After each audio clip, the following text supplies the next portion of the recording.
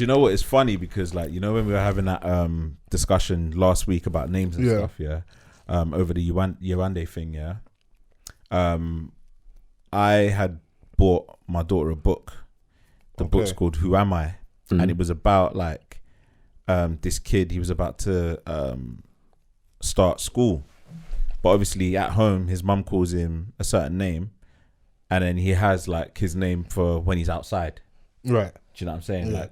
Like you say, you got the traditional name, then you got the English name. And I think just before they started school, one of his friends were like, in our new school, what am I going to call you? And he was like, what do you mean?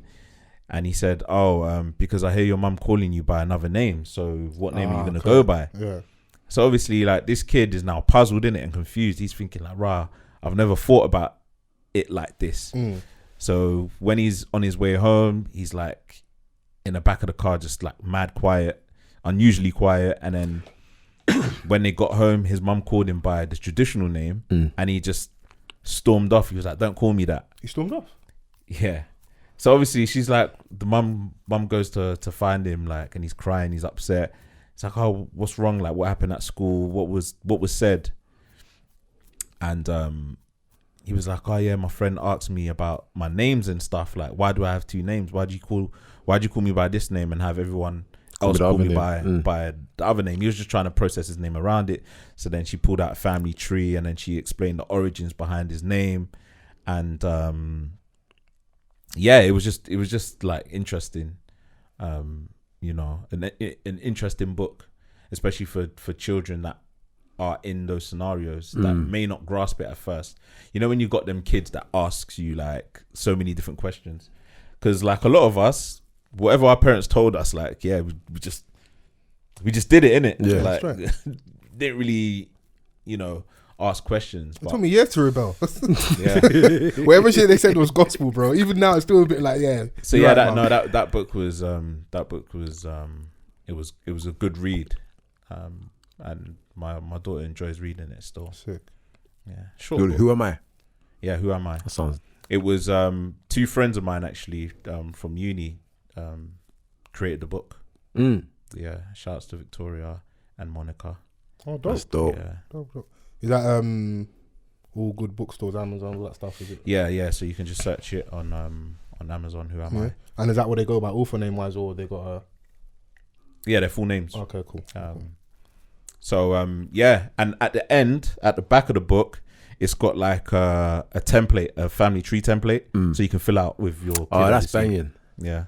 So you can do like your side of the family and the mother's side, or vice versa. Not everyday YouTube, man.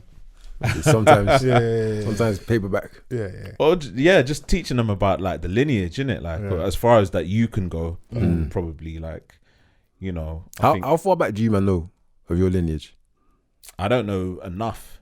Because even you're saying this, I think I can actually see where my knowledge stops as I'm thinking about it. You know what I mean? Yeah. I'm thinking there's a blank space like that I don't know a lot about. But you need to meet that last. You need to have connection with that last person, or that last point of call, to be able, and they can give you. So for me personally, my mum's side, it's only her mum that's alive. Yeah. So I never met her dad.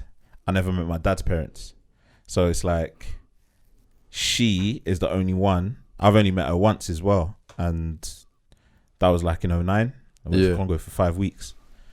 But my dad's side, all from a small town in Angola. So it's like, so it's very accessible, essentially.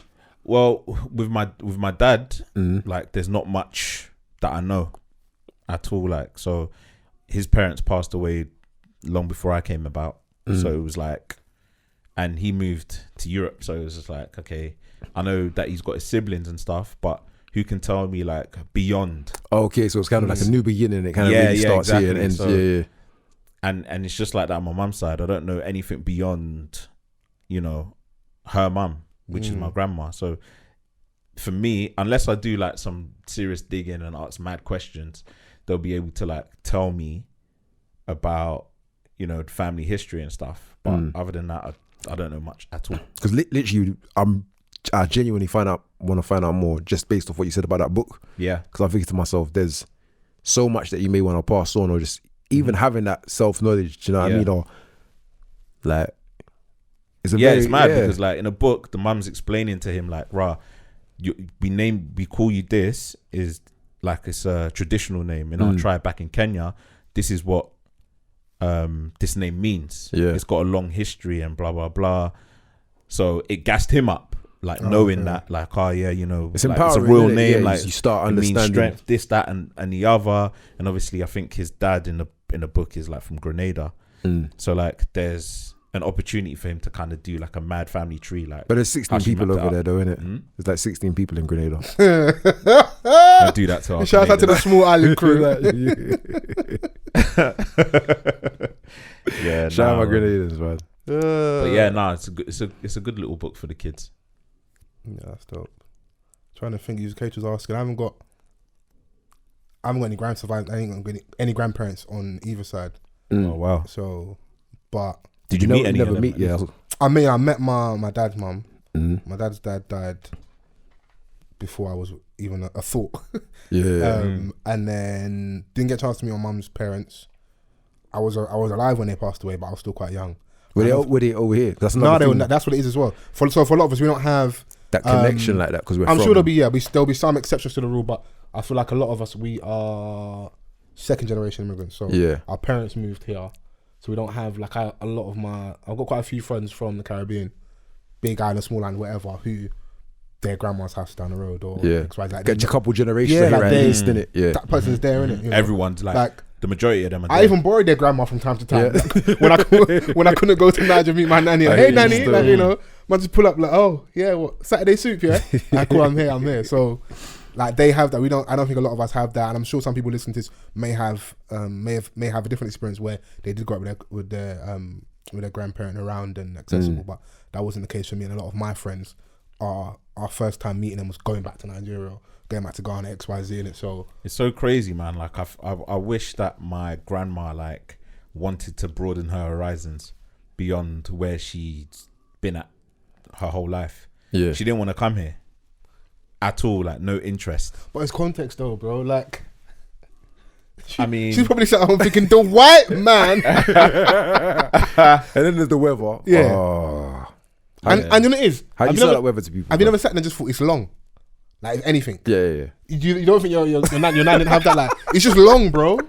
Do you know what? When I went to her house where my mum grew up, and what my mum then went and did, like enhancements to the house. You know, like on that entire street, my grandma's place was the only, like, I don't know, 2-3 story place. Yeah. Because my mum had sent money over to get it done, innit? So it was like, I wouldn't want to leave here either because it's just so stress free.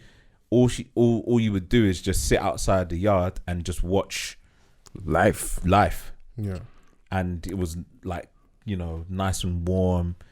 You know, she had like things that she was selling. So she was calm. That's the thing. But at the same time, I was like, "Rob, what, you didn't want to meet us now?" No, but she probably did. Don't do that to her. Don't sully her good name. I was like, "Oh, you didn't want to meet us now." Like one kid, 2 kids, 3 kids, 4 kids, 5. Bro, don't let her flog you. Bro. She listens to this podcast, like, she'll flog you, bro. Don't think they're not around there will flog you, bro. Like, we're meant to be the ones wanting to go there, innit? I'm sure they wanted to meet you, but it's like, coming here's long, bro. Yeah. My mum's first time going back was with all of us. That's an experience, bro.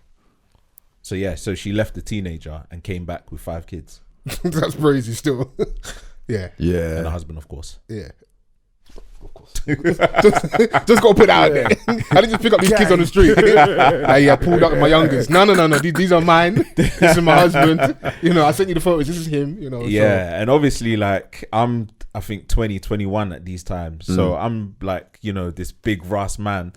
And like, no one ain't seen so you thought. Fam, no one ain't seen my mum like since she was 17. Oh, and then she's 21 and the day she returns, the son's older than when she exactly. She left. That's mad when you think about it. It's mad, bro. Was you 6 foot then? Yeah, bro. 21, like, you know, you stop kind of growing then. No. No, I remember when I had hopes I'll still be growing at 22, 23. No, some man has some late growth spurts. Yeah, some man has some mad. I think my one, like, from 15 up until 20 was like the time. When you really shot up. Yeah. Yeah, because I was always like one of the tallest in my classes anyway. So, you know, when it came to like college and whatever. So yeah, facial hair, I'm there now. Okay, yeah.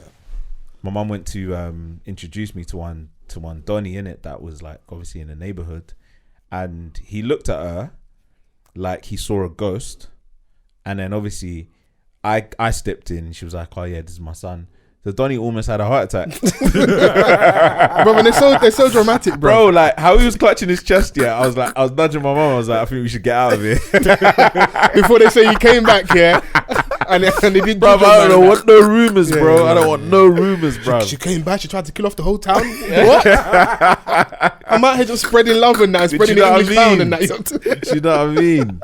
The neighborhood could smell that fresh blood, boy. They're like, you niggas ain't from here. But that's peak though when you're the house in the area. Yeah, it's a good and a bad thing, bro. Because the wolves, eyes are there, bro. You know, and they know that okay, yeah, such and such is sending money. Because I remember when I don't know if I've told the story in here, when we came our first time going to Nigeria, and we had to do all the house hopping. So my dad's side, my mum, I think we was out in Niger for maybe 2.5 weeks. So we had a base in Lagos. Girls, I saw my late aunt who passed away just before Christmas. We stayed at hers, innit? So that's where the passports were. That's where the main suitcase. So we had like travel bag, light essentials, nothing too crazy, but all the peak stuff was at her house, innit? We went to hers from the airport. That was our base, innit? So I remember going to my dad's older sister's house, and obviously my nan was still alive at the time, but she was very much the matriarch of the family, innit? Like she was head honcho in it. So we stayed at her house. 2 of my cousins were there. Bro, the first night we stayed, armed robbers came to the house. Jesus Christ. And to this day, yeah, I have my own conspiracy theories. I have my own conspiracy theories. Bro, fam, what kind coinky dink? How is that possible? What? Not even, bro, we didn't let's have one sleep, bro. You lot tried to run up in the yard. Already? Like, bro, come on, bro. Like, make it believable, bro. Like, catch maybe man the next day. Maybe they had that intel in it, intelligence. No. Well, yeah, maybe a leak. There's a leak in the camp, bro. That's what I'm saying. That shit didn't come from my mum's side, didn't it? How can the moment you touch bro, no, speak the truth, bro. Like, I'll be real with you. She never liked my mum, bro. One of them ones. Yeah, but I'm gonna be honest, bro. So the moment that you step into the yard, armed robbers come. Yeah, bro. And God rest her soul, she ain't here anymore, but I was a bit wary of you as well, bro. Because they forget, when you're... We saying R.I.P. auntie, the evil that you've done in this world is enough. Yeah. I can freely make them jokes. Only us can make them jokes, innit? Anybody else say that, suck your mum. Fam, man, it's for me, bro. So, I remember like it was yesterday. So we was in the living room. My cousin's an artist who's really good with drawing, paint, etc. So we was doing stuff, my sister drawing. We're watching The Mask. Jim Carrey, watching that. We're all falling asleep in the front room and that, but we could have just slept in this. So you know the parlour's massive. Man could have just slept there anyway. You know, when you go and stay with your cousins, you all sleep head to tail, whatever. But every reason I was like, let me go and stay in the room with my mum because my little sister was falling asleep. I went to go and put her to bed. I was like, you know, I'm gonna sleep here, innit? Obviously, I wasn't awake for it, but apparently, minute man's going to bed, they tried to fly through the kitchen balcony and come that way, innit? And one got away, but they killed one at the balcony, innit? Jesus Christ! So it was very peak, bro. Mom didn't play. Next day was out of there, bro. Peace. See ya. Your story's mad. I swear to you, bro. That's funny. You know? It's funny now. Some of the shit that you see when you're back home, or even the stories that your parents may have told you. You're thinking like, "Rah, this is crazy." Yeah. Like, wait, was that your first time back? That was my first time back. Fuck you though. I should have tweeted been back since. like Trey Songz. Shouts out to the Abekuta Jack boys. Better luck next time, niggas. You lot tried it. You lot thought you was gonna get these Reebok workouts, pussy. I ain't on the menu. You didn't have to drop off like some garms before you left? No, my mum did the Primark routine. This was before, like obviously now, like. Benja, you giving them Benja and that? Maybe. Let me away good Benja. Let me get a couple wears, a couple pics. Ratio 100+ likes on the gram, and then it's yours. Because after that, I can't wear it again. So let them have it. But she did a whole Primark routine, suitcase full of clothes from there. This is before like social media was crazy, and like obviously there's certain people that obviously know fashion and know design. I don't want to act like my people are backwards, but like people in the village, people in the local township and that. Bare G-Unit tops and that. Relax.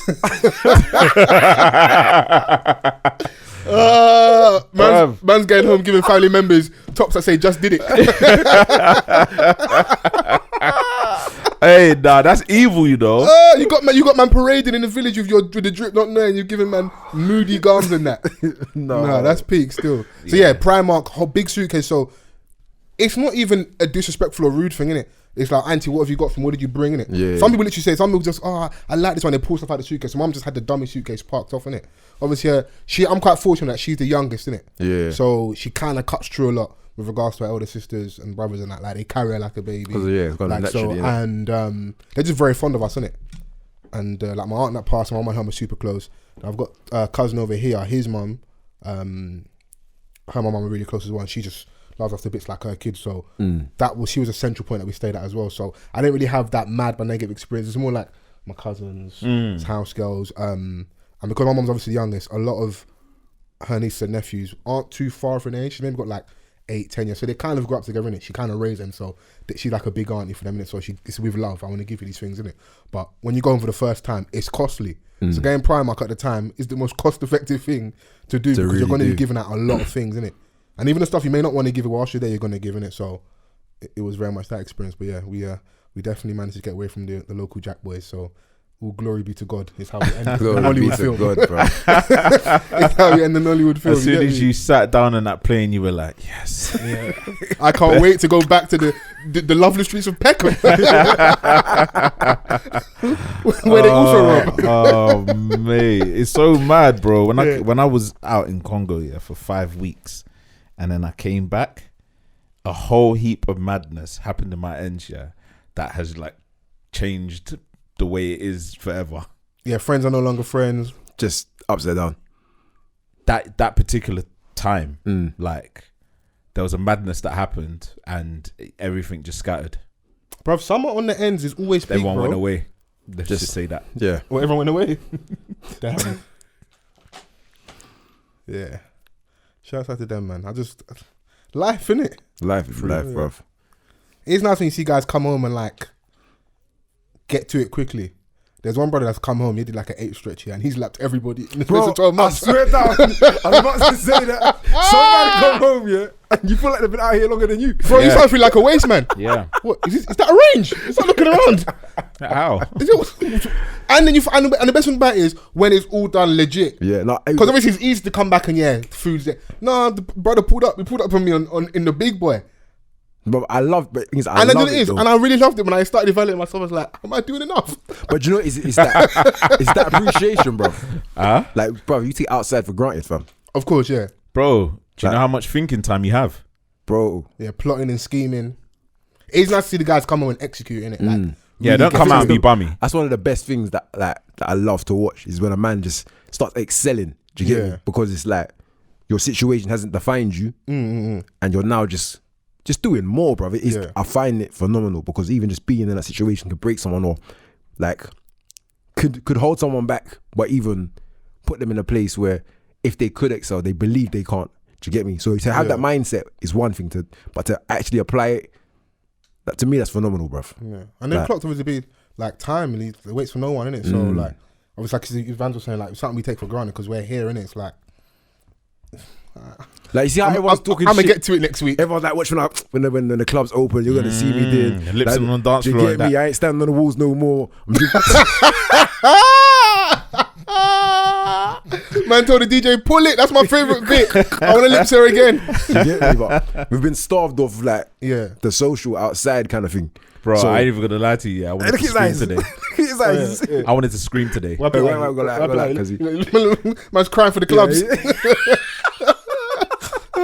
Go on. I don't know what I saw. I don't know who I was talking to, but I was just like, for fuck's sake, let us out. H, that's a man this close to taking the vaccine. Yeah. It's mad because I took my dad to get his vaccine today. So you were saying, I took him to get it today, his first dose. And I don't know, bro. It just looked like a regular jab to me. There's Do you know what I'm saying? not gonna be Obviously, like, Vans thought they pulled out the big needle. No, do you know Hello, what it sir. is? Give us your shoulder blade. neon green, like, The syringe 3000, like the super soaker. And you got 4 doctors coming out holding it. Cartridges and that. And they're sparklers. Like in No, but how it was, yeah, like when you arrive, yeah, it's just like, oh my gosh, like, yeah, go to speak to that person there. They'll move you over here, blah blah blah. Someone will then come speak to you, blah blah blah. It's all like quite manic, and you know, there was this lady that didn't know a word of English, and did she know the vaccine? she was there for the vaccine. No, she was dishing out the vaccine, or No, she was. oh, getting the vaccine. Yeah, she was. Getting You the vaccine. sound very Brexitish. Yeah. No, I see where you were going. bro, I'm not gonna lie. If you don't know a word, I'm getting this new vaccine. Bro. I didn't. But can you see? Right. So God. Go on. obviously, like, they're like, oh, how are we gonna get it to translate? And she was from the lady was from like an Arabic speaking country, yeah. Yeah. And they were like, oh yeah, what about them ladies over there? And it was some women from Bangladesh, right? And obviously they're Muslim as well, so they've got the hijab as well. So the doctors were like, oh, what about over there? What about those women over there? I bet they can translate. And I was like, That's a wild assumption. I'm like, wow. Yeah, that's a wild assumption. But obviously, like, I'm there with my dad, innit? Like, minding our business. But I was busting up and I'm thinking, like, if someone heard that would be mad. Bro, someone did hear it, bro. Yeah, but Just put it on obviously, the podcast, yeah. I was like, right, that's kind of mad still.